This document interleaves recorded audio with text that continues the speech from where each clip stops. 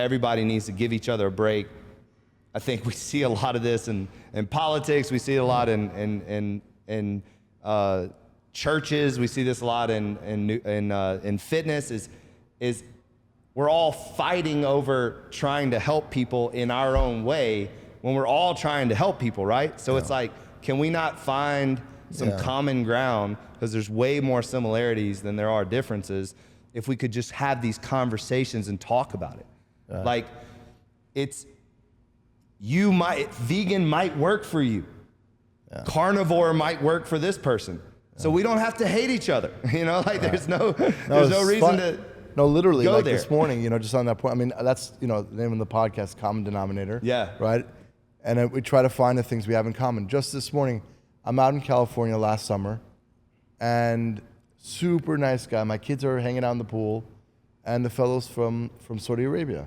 He's pretty significant guy. Yeah. There, and we maintain friends, and I'm texting him today, and we're talking on WhatsApp, about the political situation, because I'm hearing recently that they may normalize relations between the U.S. and Saudi Arabia, and obviously, and that where do you think the situation with Israel? But I'm a human, he's a human. I don't do those generalities, unfortunately, and I do believe when each baby is born, we're born perfect. That's my belief. What happens is circumstances. There's circumstances and the things that they go through. So what happens? People make choices to survive, and they end up acting certain ways because of survival. That's just my belief. People a product of their environment. Product of their environment. They're just trying to survive, and then it becomes their habit and that's all they know. But I don't believe that baby that's born, that human, that day one they're bad. They make bad choices, and that's always in parenting. You talk about parenting tips. It's like, you don't tell them, oh, David, you're doing bad. No, that choice that you did right there, that's a bad choice. You're a good kid, made a bad choice. Got to fix that. And so me and him, he's, we were talking about Trump, Biden, DeSantis, things like that. We're talking about our kids and our family. He wants me to come visit him. I'm telling him to come to Miami, and I happen to be, I'm Jewish, he's Muslim, and we're friends. And I don't have any issue.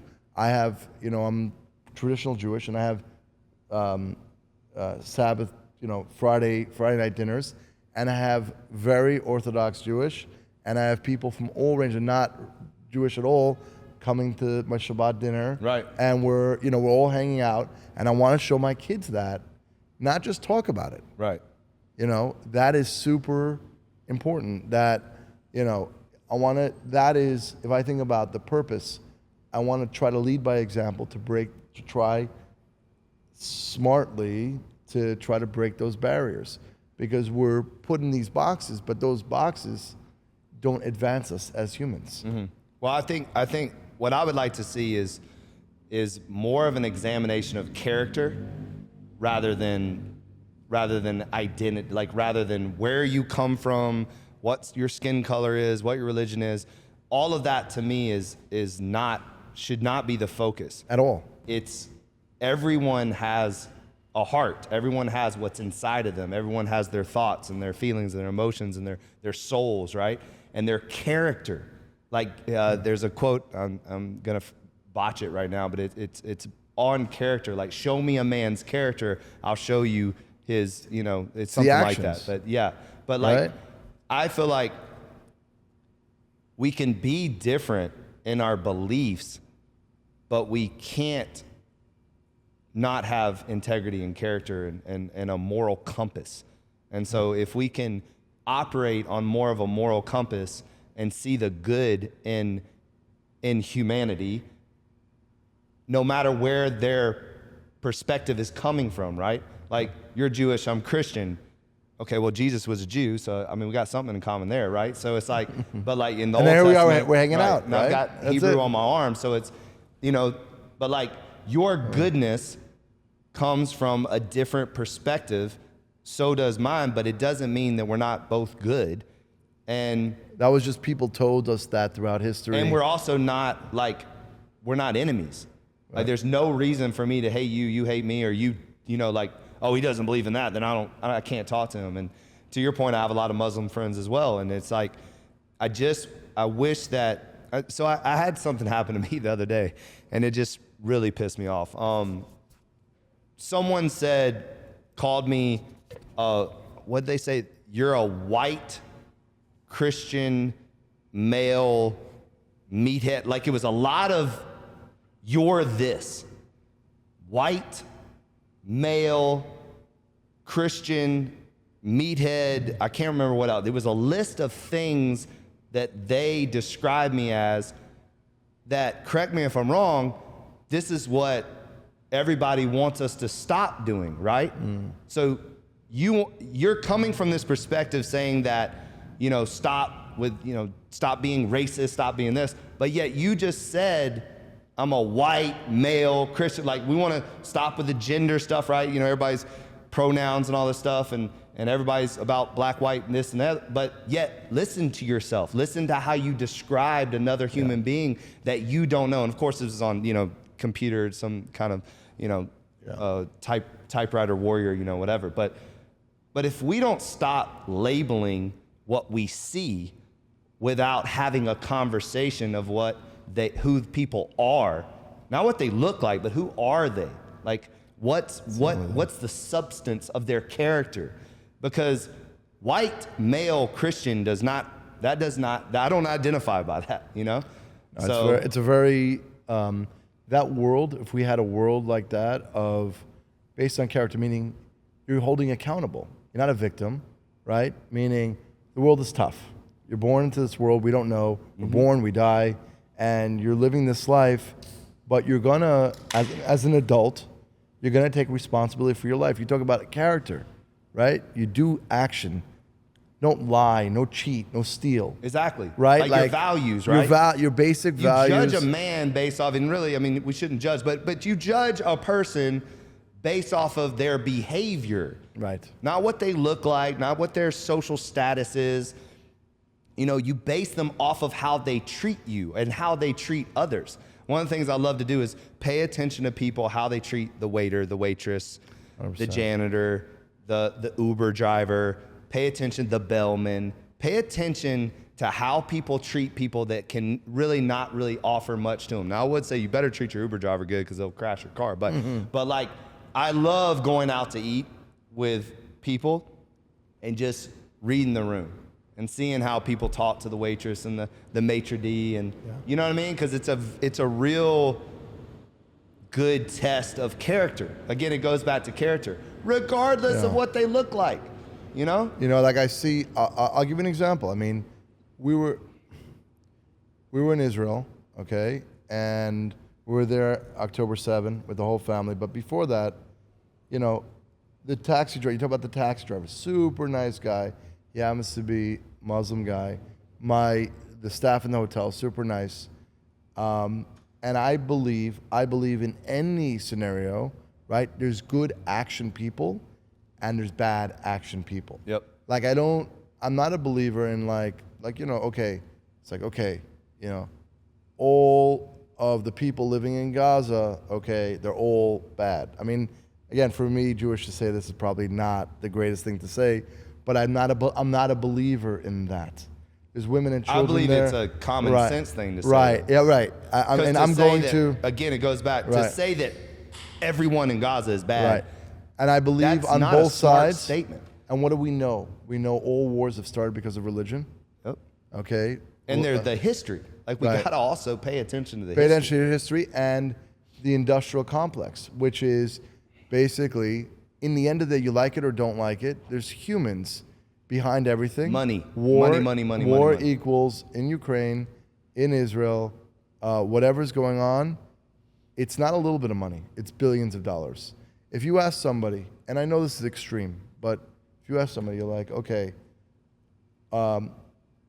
would you hurt somebody or kill somebody for $1 billion? I don't know what people, if they're being honest, you know, what this story, maybe you might not do. No, me, no. But We live 8 billion people in the world. And we're so lucky to live here in the US, because if you travel and you see the insanity and the craziness that goes on, right?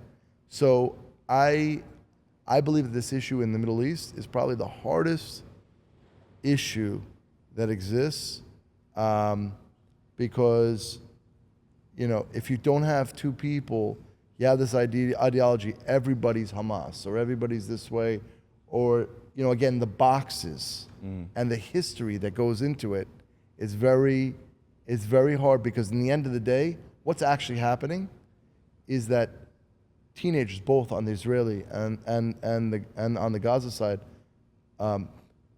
children are dying. Right. All I look at as a father, I'm seeing children dying, and you got to figure out a way, and that's why it's the hardest thing ever, that doesn't happen. Yep. I don't know what the answer is. No, of course. You know? Like, if we knew the answers, we probably wouldn't be sitting here, right? We'd be But helping, it's sad. But it's sad to see. But it is sad to see on college campuses now. I don't know if you're seeing that. You're seeing protests. You're seeing all those things that are happening. And I think a lot of that is. I'll be careful how I say this, but a lot of that to me is being staged too. I agree. They're actually sending people to purposely. So I'll give you an example. It just came out in the news. Is that it was either South Carolina or something. I'm not sure the school, but they showed the lineup of all the people that were arrested. None of them looked like college students. Wow. None of them. And the headline was like, you know, are these really college students? Like, it was really bizarre, like very bizarre. And it kind of reminds me of, you know, the riots in 2020 too, where it was a bunch of random they have people systems. where it was like, you know, because this is something that goes on in our world, is where they have like these people that, I mean, they had them in January 6th issue, you know, insurgents that they plant to make things crazier than they appear, you know, than they would otherwise. Right. We don't want to believe situations worse. Right. You know? We don't want to believe in conspiracy theories. I believe what is truth. I told my kids the other day, there's this side, there's that side, and then there's the truth. What happens, sensationalism is what sells, whether it's social media, regular media, right? Things that are extreme. So you believe this 1% that's doing that, or less than 1%, you believe, because that's what you see, because that's what your eye is trained to, that's regular. But there are millions and billions of people that just want to live in peace. Well, there's so many people, and you can attest to this because you have 11 kids, that they just want to support their family. Yep. They literally are, and that's a struggle. So they're literally waking up, barely getting out of bed, going to their 9 to 5, you know, trying to feed their family, put gas in their car. That's it. That's all they're trying to do. Yeah. But yet we want to make it out to like, you know, we need to protest here and do this and do that, and that's not even how most people think. Right? That's what people I speak to, one after the next. It's exactly right. You know, people come to me, something simple. I'm renting my house now. Should I buy my first house? Right. Like so many of those. I'm a real estate guy. Exactly. Like simple conversations is what. Well, I had a conversation with my staff the other day. Yeah. He was literally like, should I get a new car? You know, that? Like little stuff like that. And then the other morning, one of my members and I we were all the way in the corner of the gym, and the place was packed. You know, 50 people in the class and like 30 people in the open gym, and you know, people in the physical therapy, people in the sauna, and we both were standing over there. And he's a black guy, a black guy, and a really good friend of mine. And we're sitting there and we're just kind of looking at the gym, and we're like, this is the world. And what I mean by that is, like, I'm talking every race, religion, sex, you know, gay, straight, black, white, purple, you know, everything you can imagine was in the gym at that time. And everybody's in here trying to become a better person. Everyone's in here showing up for themselves, working out hard, smiling, listening to music. And we were just saying that this is reality. They want to paint this picture of division and hate and all this stuff on social media and the news and all this stuff. Nah, we're living it. Like, we're living in a situation where I know for a fact that's not true. I know for a fact that there is more love in this world than we give ourselves credit for. Way more similarity than differences. what it is through so many times, right, we had an expectation, boom, we were let down. So many times, so people, like, what me? I'm just one person. Right? That's what people are saying. What am I gonna make a difference? What am I gonna do, right? And I think, you mentioned about like music. So like when I took my kids to Ultra, 100,000 people. Again, that environment. Did y'all go on one of the rainy days or? No, Not crazy this. that Not it was right. raining, Not it was this. wild. Not this year. Yeah. I was out of Okay. town this year, but last year and the year before. I felt so bad Yeah, for all them I know, this year. right? I was like, ugh. No, 100,000 people. Imagine with music.